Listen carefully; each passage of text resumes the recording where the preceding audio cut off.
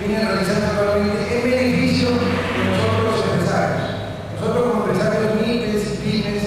necesitamos todo el apoyo del gobierno central y del gobierno local para poder hacer cumplir o hacer valer nuestros derechos. En primero de los casos que estamos viendo el tema de la condonación de las deudas tributarias que se han contraído con Nacional, pero debido a las moras y los intereses sobre todo. Porque, como dije en su momento en una exposición, ahí en una audiencia pública que se hizo en el Congreso de la República, los empresarios somos conscientes de que tenemos deudas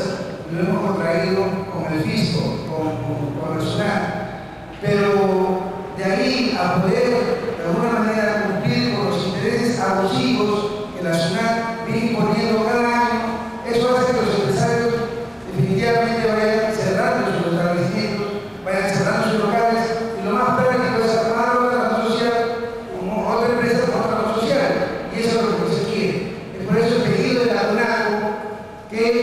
los congresistas que actualmente hoy en día se están poniendo la camiseta de la MIPE apoyen esta nueva petición de CONACO, que es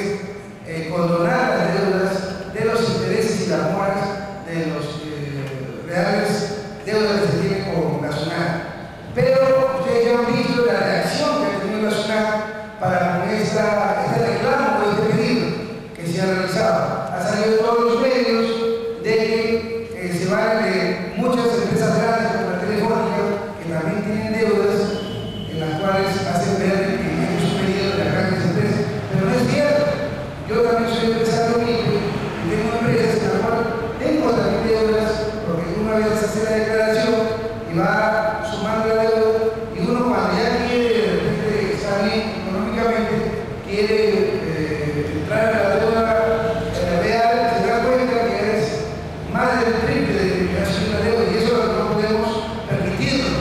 porque está bien que nosotros de alguna manera nos atrasemos con el pago de Nacional, pero tampoco vamos a pagar intereses abusivos. Eso es lo que están pidiendo, amigos, colegas empresarios, que es la condonación de lo que es los intereses y las moras.